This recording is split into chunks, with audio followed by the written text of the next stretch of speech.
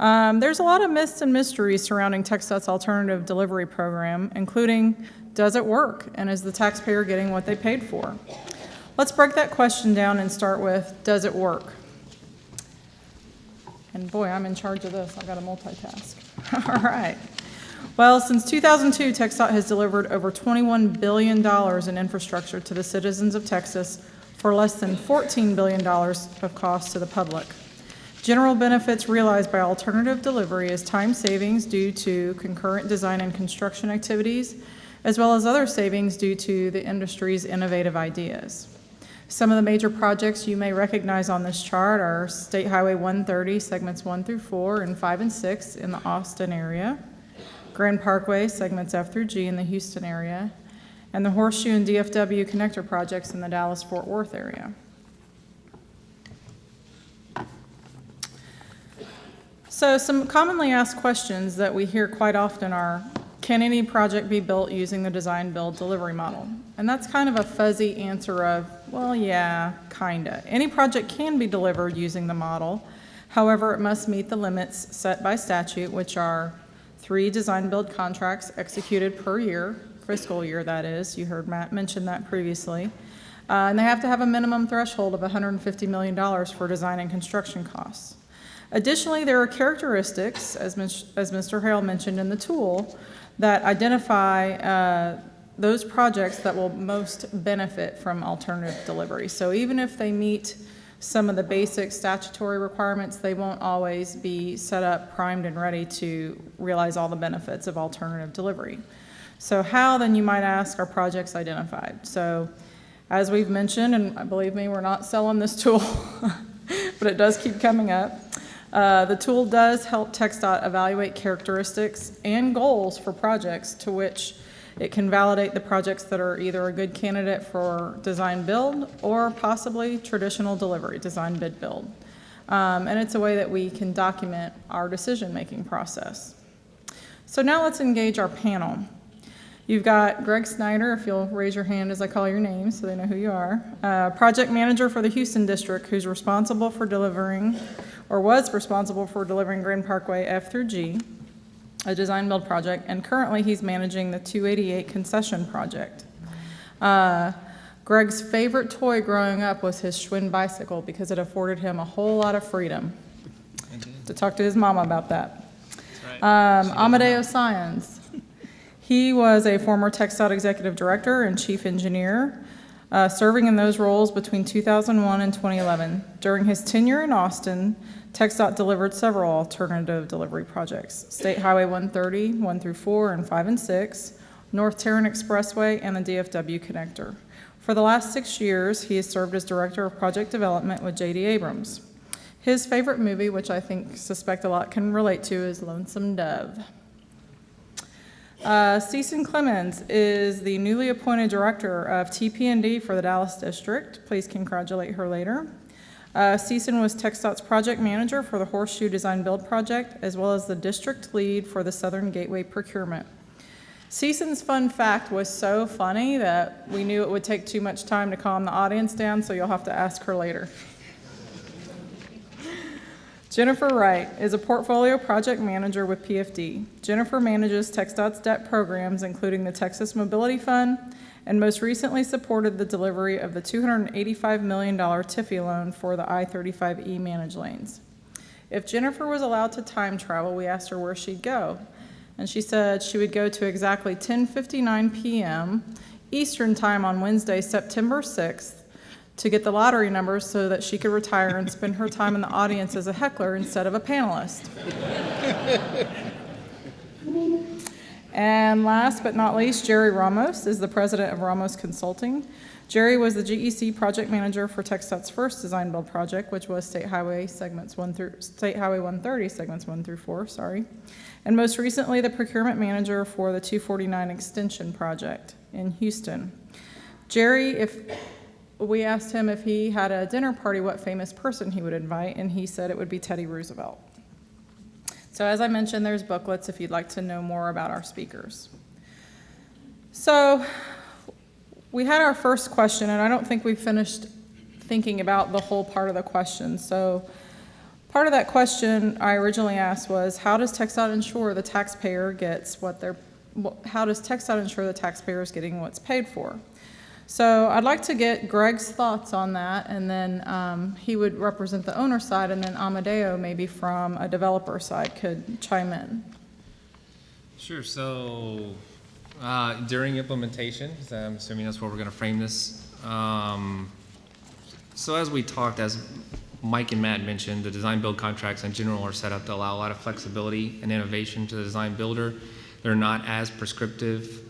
Doesn't tell them exactly what they're building. We set out some guidelines and some criteria and say, follow this, and then stay within these boundaries, and you can, build your road, and we'll have some oversight of that and make sure you're compliant with contract. But the way we get value, the way we ensure that they're following the contract and we're getting value out of that is we have teams of consultants. Typically, these projects are lightly staffed by TxDOT, and we'll have a general engineering consultant or an independent engineer who helps us do OV-TI. So we'll during the initial phases of the project, we'll work with the developer to set up a project management plan that's very detailed in their quality program and the steps that they're going to take with the public and safety and all those good things. And our GEC and our independent engineer help us with that. And then during the construction phases, design and construction phases, we do a thorough review of multiple design submittals to make sure that the design is compliant with the technical provisions that's laid out in the contract. And then separately, we have an OVT firm who's out doing materials testing that follows a guide schedule that's set out by FHWA to make sure that the QA firm that's hired for the project. So this is another thing, design build. We didn't touch on this in the last presentation, but TxDOT does not do acceptance for these jobs. We have an independent firm that's hired as part of the design builder's team. They actually are independent that is doing acceptance for the job. And so in order for that structure scheme to work, FHWA and the feds have allowed us to put in place OVT firms, another testing firm, to come along and test a fraction of the tests that the QA firm is doing. I guess we call them the CQAF now, our new DBQAP. But yeah, and so those OV tests need to validate. The test has to come within confidence intervals and with the QA tests. And so there's a whole lot of measures in place, a whole lot of processes in place, reviews in place to ensure that the design builder is following the contract and that we're getting quality product and that the roads built in compliance with the contract. Amadeo, anything to add to that? Yeah, a little bit. I mean, there are some things to ensure that you have basically a good project, a project that's fair to all. And that one of the key principles is that you've got to transfer the risk to the firm or the entity that can better manage that risk. And some of it is no-brainer. You want to transfer the design risk, you want to transfer the schedule risk. That way the contractor, the developer can move forward with the people that are under their team to get the job done under their schedule and their requirements. We have the contract document, we have the technical provisions, so we know what we need to comply with, but you've got to leave that flexibility for the developer to develop the project in the most cost-effective, best way possible. There are some things that are in the contract that probably need to have a shared risk. And some of them have started as 100% risk to the developer, and through maybe one-on-one process and through discussions or through other things that have been going on, those have evolved into something where you share the risk. Two examples is one, the right-of-way. The first few of the CDAs, or EDAs as they were called way back then, if you're old enough to remember, the right-of-way, 100%, including the cost of the land, was the responsibility of the developer. How do you estimate during the procurement phase or the bid phase what the price of land is going to be? There's a lot of, are there lawyers in here? I imagine they are. There's a lot of attorneys out there that are working with property owners, and as soon as they know that something is happening on a project, will go out there and tell them, and don't sign anything because I can get you a lot more. So how do you manage that risk? The only way you can do it if you transfer it over to the developer is that the developer is going to go out there and up his price. And unless you have one crazy team that doesn't take that risk, you're going to wind up paying for it, whether it's going to cost that or not. So the change to move and that the actual cost of the property is paid for by the owner is a better managed risk by the owner. Another example is hazardous materials. And so there are technical provisions have requirements with dealing with hazardous materials and who pays for hazardous materials. And if you transfer them all to the developer, a lot of those are unknown because first of all, you may not be able to get onto all the properties and such and so forth. So the original ones, everything was transferred over. All that will lead to is a tremendous amount of cost that could be added to your project. If you come back and either cap it, share it, so that it becomes a shared risk, you then better manage for the project and it's a win-win situation. So those are things that you look at, and as I mentioned, during the one-on-one phase, or even better, the group that Bill put together as a steering committee and the executive committee that was looking at the technical provisions and the contract documents, took a look at a lot of those and have made some changes that basically make the risk sharing much more attractive and better and a win-win for everybody. So that's one of the couple of things that you can do. Thank you. So it sounds like we really focus on quality, and we've learned some lessons over time, and there's a balance that we're trying to strike such that whoever is better capable of handling the risk, as well as we're not paying for too much risk, is kind of where we're landing. So another myth that's out there is that DB contracts are more complicated and harder for TxDOT to administer than traditional design bid build contracts. So I'm going to ask for brief but answers from Jerry because he's been assisting TxDOT with writing the contracts, and then Season maybe to follow on as boots on the ground actually administering the contract.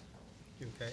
From pretty much the beginning of drafting the contract documents, the entire intent of drafting the documents is to reasonably transfer the risk appropriately to both parties that will be executing the contracts. As was mentioned earlier, there's every intent to not be prescriptive in the contract documents. Essentially, we put in performance requirements of what the end product is intended to look like, and then essentially put the responsibility on design build contractor to deliver that product. And as Greg mentioned, in the contract, we'll have the mechanism to do the oversight for contract compliance.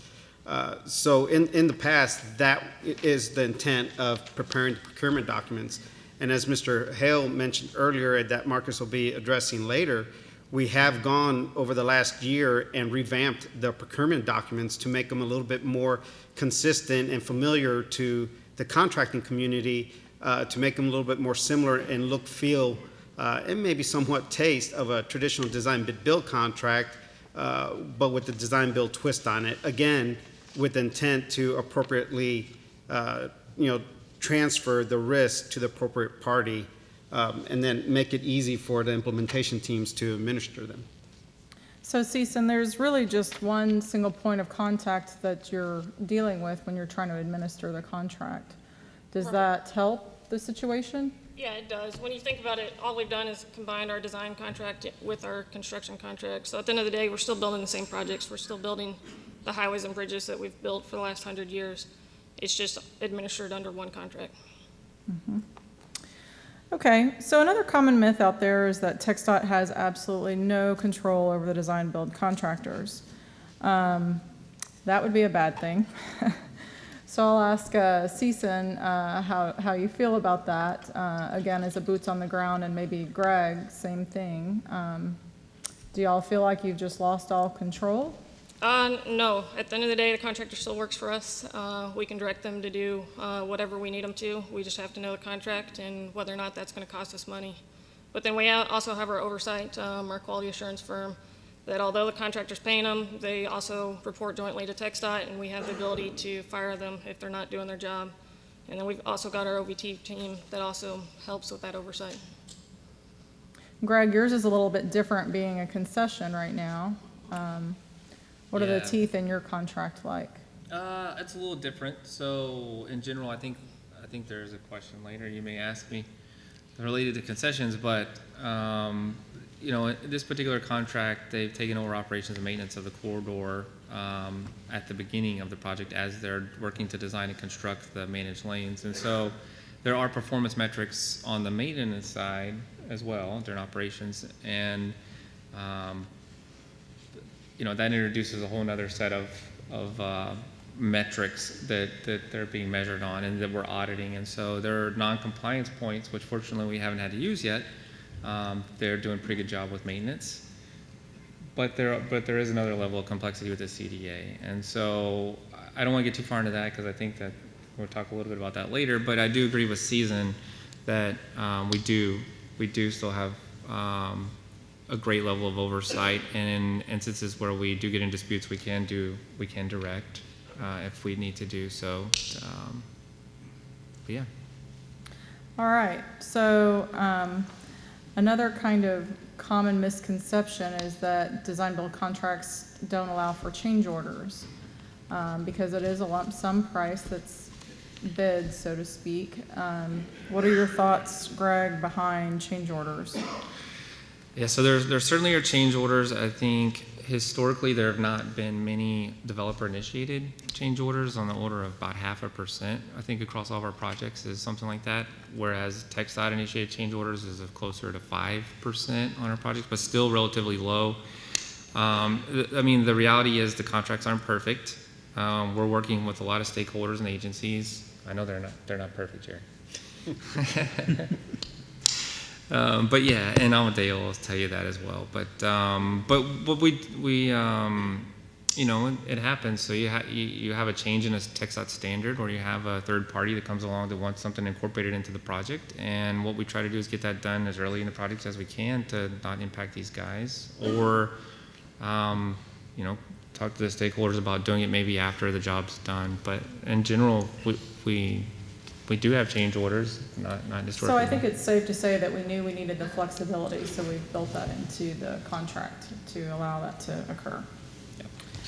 Okay, so how does TxDOT make sure it gets what it wants from the design-build contract? So I know, you know, we're writing the contract and we're trying to capture all of our preferences, whatever the district knows are their pinch points. So I would ask Jerry again, with your work with helping write the contract, how do we capture those preferences and make sure they're in the requirements? Well, one of the important aspects of getting the contracts as close as to perfect, and I know they are not, is to understand what the true scope of the project is. And sometimes the scope of the project can change over the life of procurement so many times that you don't know what you're actually writing into the contract documents. So understanding the scope is very important. The second part is meeting regularly with the districts to understand what their must-haves go into the contract documents. Again, the contract document is supposed to describe what it is that the owner wants done. It's not supposed to cover means and methods. It's not supposed to tell the contractor how to deliver the project, since we're transferring the design and construction risk and making the owner essentially the king of their domain as it comes to delivering the project. It's very important to understand the must-haves from the districts in order to incorporate those project-specific items into the contract documents. The new version of the contract documents will also allow the flexibility of adding in some of these district must-haves moving forward. We still want to try and make the contracts as boilerplate and consistent across the board for every single project, so they all look and feel the same. But from time to time, depending on the complexity of the project, we will incorporate essentially what it is that TxDOT wants delivered on a district-by-district basis into the contract documents. And then, as mentioned by Greg, as part of the contract documents, we also put in place the mechanisms in which the owner will ensure compliance with the contract documents, and that's either through the use of an independent engineer or the QA firms, a GEC that represents the districts. There are elements that ensure contract compliance by the DB contractor. Okay, thank you. So I think everybody can relate to this next myth because it probably applies to us both personally and professionally. And I'll let Jennifer answer this for us. Is debt a dirty word when it comes to developing public infrastructure? Well, that sounds like a loaded question. So while I think that debt is, while that is technically true, I think it's received an unfair connotation, mostly because of perhaps its inappropriate use on other levels. However, TxDOT uses it efficiently. I like to think about financing transportation infrastructure like a family who gets a mortgage. Most people don't want to wait 20 or 30 years till they can amass an amount of money to buy their house, so they use future revenues to finance their asset that they're going to live in mostly for the long time. So financing transportation infrastructure isn't too dissimilar from a family with a mortgage. All right, thank you. So I've got a few rapid fire questions for our panel. CSUN, starting with you. I think we may have covered this earlier, but let's just reemphasize. Does a project have to be a tolled facility to use the design build delivery method? No, it does not. Horseshoe didn't have a tolling component. Our Southern Gateway project also does not. True, thank you. Greg, a common misconception out there, are all new toll roads owned by the private sector? In your case, you're working with a concessionaire. Do they actually own the facility? No, actually the right-of-way is owned by the state. We are essentially entered into a lease with them. So for the term of the CDA, they're allowed to collect revenue off the facility, but it's actually owned by the state. All right, thank you. Jerry, are all toll facilities operated by TxDOT across the state? No, they are not. Across the state, you have regional mobility authorities, such as NTTA. You have county tolling authorities, such as HECTRA, and then TxDOT does operate some of the facilities themselves, and they all band together and created the interoperability system, which helps them communicate to one another as it relates to the revenue collection whenever you're using your toll tag from your region in a different system of toll collection. So no, they are not all owned by the department. All right. So we talked a little bit about concession, and Greg mentioned that, it's just a lease term for the concessionaire. But while they do lease the facility, they're actually owning and operating it. Operating be the key word here. Meaning they're collecting the toll revenues, and unless there's a revenue band share, they're keeping those toll revenues. They also take the risk of traffic falling short of what they predicted. So Jennifer, I'd like to ask you to tell us a little bit about how the concession agreement is written as it relates to those revenues. Well, there's many provisions within a concession agreement with respect to revenues. If you've ever browsed through the 700 pages, you can find it riddled throughout there. But what's important to remember when comparing a concession project to a design-build project is the developer takes full revenue risk in those projects. And with that transfer of revenue risk, TxDOT gets to enjoy the benefit of not having any liability for the full 52 years or 50 more years terms on that. And so the developer takes the risk of financing and building and operating and maintaining the project with no liability to TxDOT.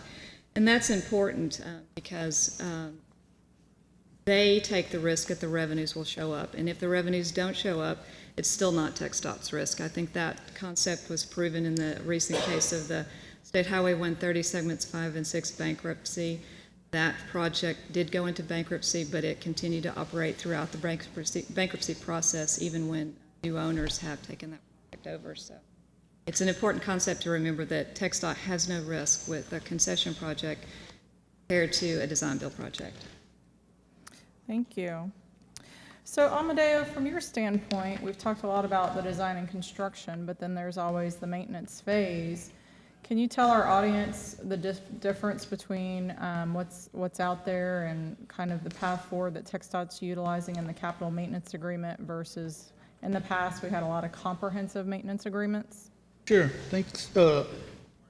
I guess, we've gone, TxDOT, while I was at TxDOT, we started with capital maintenance, and then we went to comprehensive maintenance, and you might say, well, what's the difference? Well, capital maintenance is really puts the responsibility of the developer to make sure that all the major items, the pavement, the structures, the slopes, will work as they were intended to work, that they first they met the design requirements that were tested and approved, but then that they operate and work like they were supposed to.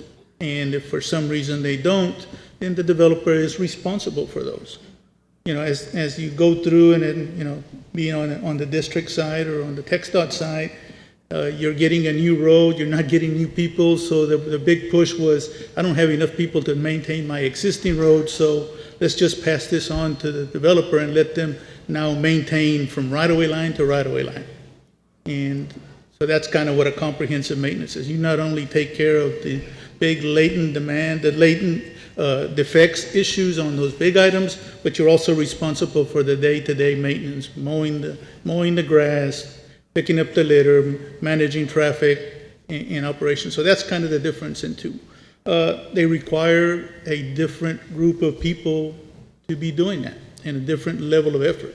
And with that is an additional cost. So one of the things that we've seen is that when you look at a comprehensive, comprehensive maintenance, you're paying for something a lot more, because for all practical purposes, you have to set up a maintenance section that will be there 24/7, watching and overseeing that project, ensuring that we do all of the reporting, ensuring that we have all the patrolling that gets done so that we can correct the issues that come up, whether they're with traffic, litter, mowing, accident control, ice control. And so you have to have that. So in essence, it does that. When you compare to what TxDOT does for routine maintenance, most of the time your COMA specification is probably to a lot higher level than what TxDOT maintains their roads. When you all write some stuff down, you write it to a lot higher specification or a lot level of effort. Sometimes that is because if the project gets turned over to one of the tolling entities and they have a different specification, you've got to comply with that. But all of that basically takes effort and cost that is passed on back to the department. If you want to be able to become more cost effective, you can still protect the building of the project, because I think everybody wants to make sure that the contractor has some skin in the game, like I've heard a couple of my friends say. But you can do that by either having a capital maintenance agreement, because that still leaves the responsibility solely on the contractor or developer to go back and correct those defects. Or if you want to even save a little bit more, there's a couple of projects that have been done out there, and some done by some of the other tolling entities, where you incorporate a 5-year warranty, where you in essence get the contractor to warranty all the elements of the project for a period of time. If you look at cost, probably the cost from comprehensive to capital to warranty goes down, but you still get the protections. So that's kind of the difference. At the end of the day, we will sit down and work with TxDOT. I think the new direction is to go back to a capital maintenance or possibly a warranty, and I think that's a good starting point to look at it. Every project needs to be looked at. Some of them will have special requirements, as I mentioned, because they're going to get turned over to an RMA, or they're going to get turned over to a NTTA or back over to County Toll Road Authority like HECTRA, and they may have a requirement and you have to comply with that. So every project is different. Everything needs to be looked at, but you always need to look at what is the best that can be done to protect the taxpayers' dollars. Still protecting that the asset is built in accordance to the specification and then maintained according to that. Thank you. And one thing you brought up was the warranty, and one thing just for the benefit of the audience is we do have the standard warranty, which is the typical 1 year, and then we are starting to implement an extended warranty up to 5 years. Right. So thank you for that. So there's always that nagging thing of, I need money to build my project. So a lot of us, I think to the dismay of our sister section who deals with the financing, we interchange the word funding and finance quite often, and I think I've had my hand slapped enough times that I'm getting the gist of it. But Jennifer, why don't you tell us the difference? Sure. So financing can be funding, but funding isn't always financing. I know that's maybe a little bit of a play on words, but funding typically doesn't get repaid. Financing is often considered some sort of debt, such as capital markets debt, which would be bonds, or TIFIA loans, and there's other forms as well. But so sometimes they're used interchangeably. It's kind of dangerous when you do that, because it's important to remember one main distinction is funding doesn't have to be repaid, where financing does have to be repaid. So, and we're here to keep people straight. Is there a pro or a con to financing that you can summarize? Yes, I would think so. Some of the benefits, obviously, are we're able to deliver much more transportation sooner with financing. It does accelerate our ability to deliver projects, and obviously that comes with many benefits. We also can avoid inflation by delivering projects sooner. And some of the financing tools that we use have very flexible repayment mechanisms, such that if the revenues are lower than we expect, then we have the ability to slow pay our lenders.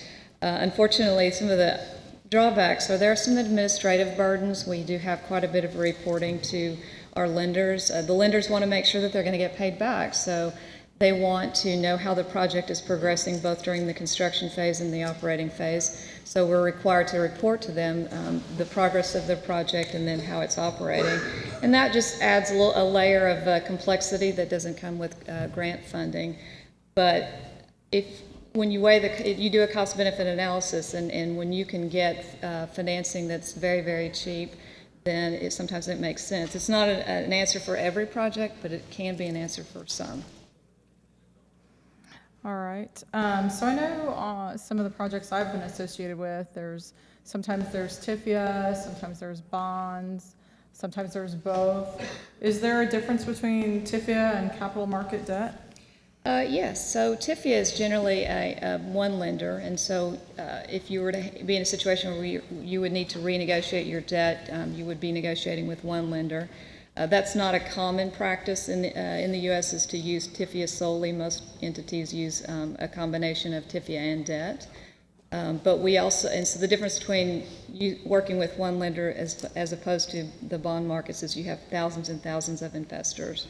TIFIA, as I mentioned earlier, can have flexible repayment terms in a situation where your revenues are lower than expected, and so they can be easier to work with, just negotiating with one person as opposed to many, many bondholders.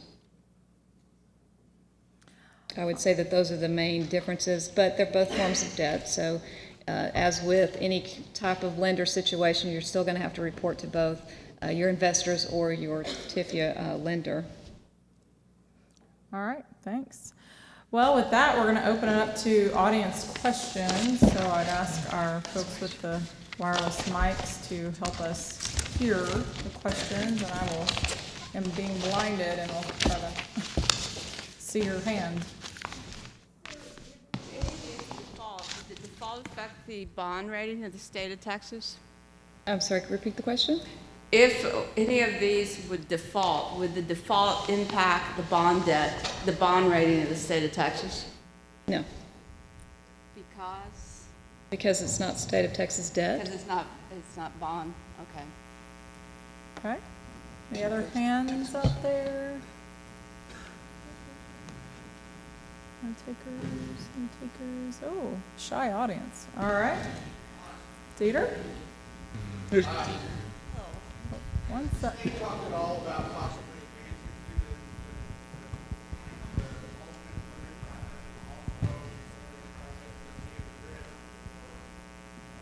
progressive design bill?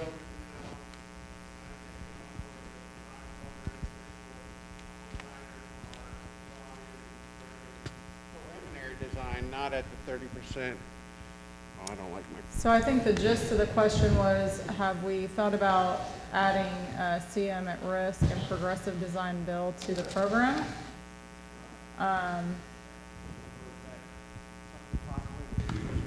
I'm guessing that we don't have legislative authority for that. Correct. So we've thought about it. The tool's not in our tool belt yet.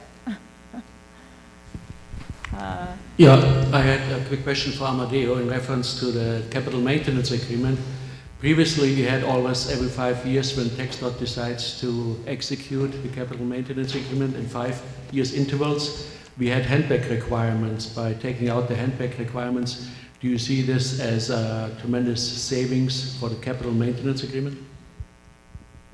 Yeah, there'll be a tremendous savings, because if, you have a handback requirement, if you set up that you have the project, it will be delivered back to you to the standards or the guidelines or the specification at the end of the 5 years, whether you have a capital maintenance or you have a warranty, it's still gonna be delivered that way.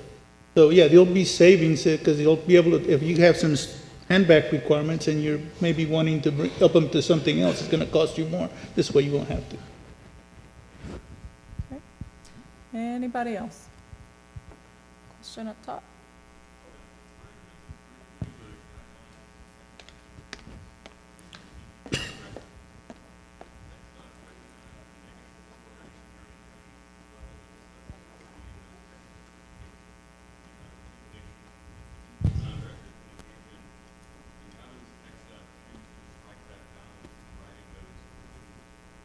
So I think he mentioned, Greg, I'm not sure if you heard him, talking about what we now call our DB specs. Used to be technical provisions, and the prescriptive nature that maybe limits innovation. Have we Yeah, I mean, sure. been The thinking more about that? we can talk a little about that. I mean, the more prescriptive you are, you know exactly what you're paying for, right? And so, in general, to bring value and to allow not to get into the means and methods, to allow the design builder to build a schedule and put together a best value project, you have latitude into those technical provisions. So yes, there is a direct correlation with how specific you are and how much latitude you give, and the value and the costs, I'm sure, in those bids. I don't know on a, our contracts are very similar, right? I mean, so there's not a big, I'll say every contract is tailored to the project, but in terms of technical provisions for design standards, I think we've been pretty consistent with follow these manuals. A lot of the technical provision specific items that I believe you're mentioning, sometimes those come from the district must-haves, because they want certainty of a delivery of a certain item of the project. That, at times, there's not much flexibility from a district perspective on what they want. It may be a pavement item, it may be a bridge item, but the standard contract language is very open. It's only when you start putting in the project-specific items that may lend some more, I guess, stringent flexibility within the technical specs or the technical provisions as they were previously. Can I add something? Yeah. I guess from the contractor's perspective, the more prescriptive your specification is, or the more things that you're wanting to is the less opportunity there is for innovation. And so in the design build area, you're bringing in the designer, you're bringing in the contractor, you're bringing in, you've got the processes in place to ensure that you're going to get a good product. So you want to try to go with as much as possible as to a kind of an end result, or how do you want this particular pavement to react? How long do you want it to last? How do you want it to work? And that way everybody wins. You also have the alternative technical concept process, where as you're going through, you can identify some innovation and present it as an ATC to the department. And it's very important that those get flushed out and get approved early on, so that they can be incorporated into design, so that you can realize the savings. So ATCs, but really the less prescriptive the specification, the more flexibility.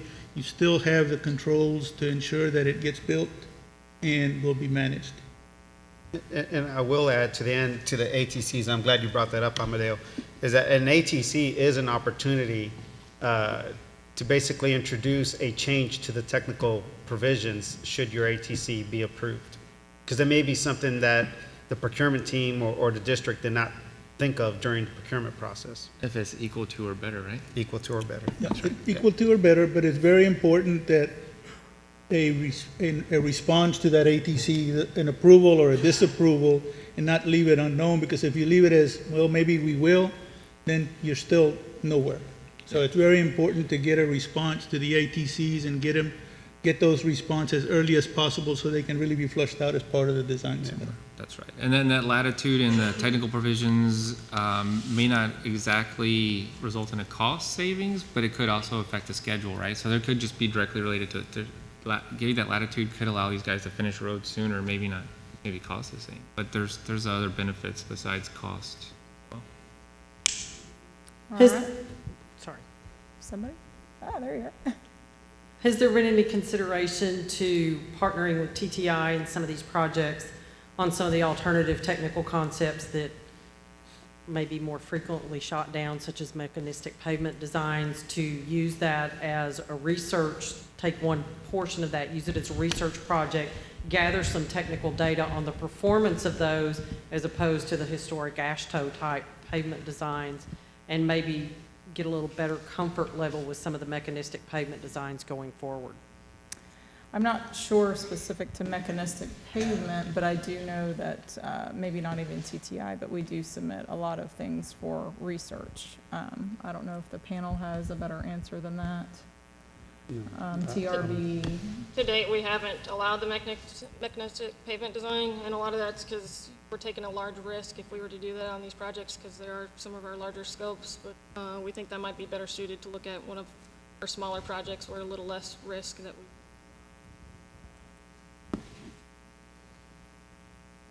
Okay. Yes.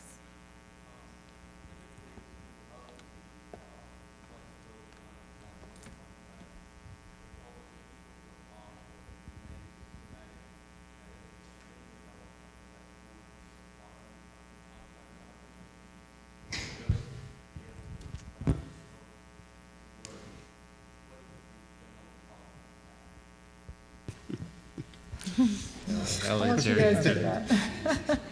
I've seen it both ways. Yeah, I think the question was, have we thought about, typically we provide a schematic, typically the NEPA schematic, as a reference information document, and I think the gentleman's question was, have we considered just describing the project with words to describe the scope? That is a debate that keeps going on during the procurement process.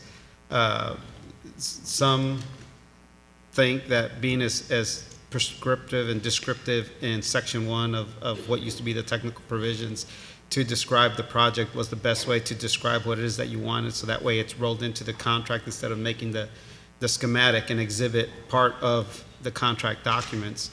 Others believe that a picture's worth 1,000 words, so if it's in picture, then you don't have to be as descriptive in your description of the project. I think it varies from project to project. I know, like, for example, on the Grand Parkway, we were very descriptive in section 1, and we did not make the schematic part of the contract documents. But I know on other projects that we've procured over the years where we did roll into the schematic as an attachment to the contract documents, only because the procurement team didn't want to kill more trees in printing out the contract documents. I think that will vary on a district to district basis on how descriptive they want to be in the project, defining the project description. Now, some of these projects are built in phases. So the ultimate schematic is what was environmentally approved, but you may not be building the ultimate scenario, so therefore you won't want to roll into the schematic into the contract documents because that defines the entire project. So you'll just make it a RID and tell the proposers they have to accommodate the ultimate, and then you just describe what the interim improvements are to be. So I really think it's a debate that's going to continue. But for now, I do think it's a project-by-project, district-by-district preference. And Jerry, I'll add a little bit to that. A lot of the times, we like to utilize the schematic because that's what we've reached out to the locals. So there's an expectation that we're delivering the project that they've seen. And so we do a lot of work up front to get local support. And so that's the reason why a lot of times we'll steer towards going towards the schematic and what we environmentally cleared, because that is our commitment to the public and to the local stakeholders. Thank you. I guess I'll just add to that, I'll go the other way, is the more prescriptive you make it, whether it's a schematic that you put that picture or a specification, the less innovation you allow to bring forward to the project. So you're defeating your own purpose. It's gotta be a balance. I understand that there's gotta be enough schematic work to present to get environmental document passed, but there could be changes to that and reevaluations done. And so there's a way to be able to work around that. I don't know if we have exactly the answer to how to get there. It's something we can work with. But you just want to be able to allow flexibility so that you can bring innovation into the designs. And it could be some projects, there is no innovation to bring. And maybe that project shouldn't have been a design build to begin with. I had to tie it back to the first one. That's right. That's true. All right, I think we have time for one more question, but we're committed to getting you guys out of here on time. Yes?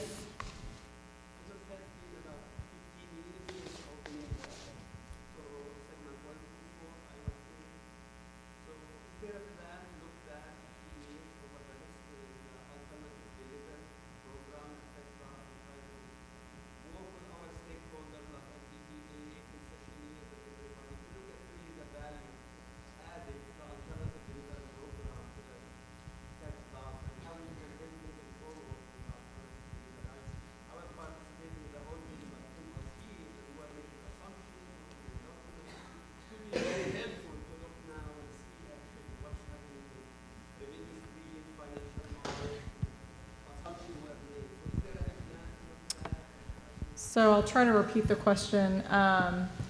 He was asking if, I guess we, TxDOT, are looking back at the history of the alternative delivery program since the first project was done, which was State Highway 131 through 4. And I think the answer, and panel, please jump in there, I think the answer is yes. As far as working with other tolling entities,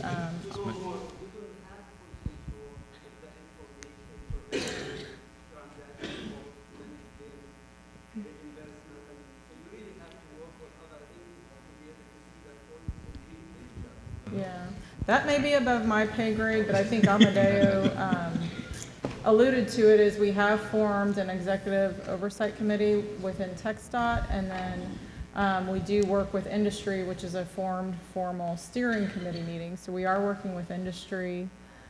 We do work with other tolling entities. We work with FHWA quite a bit, and we hold formal lessons learned workshops. So we are trying to have continuous improvement. You know, again, our district folks that are the boots on the ground really are our best source for what's working, what's not working. Panel, did I stick my foot in my mouth? No, I think you're right. I mean, it's matured. The program has matured. We'll continue to evaluate it. We're working with industry. We just did a revamp of some contract documents, and I think we'll always look to improve and continue evaluating where we went right and where we went wrong. It's the only way you make it better. That's right. All right, with that, I want to thank our panel. Thank you all for listening. We're adjourned.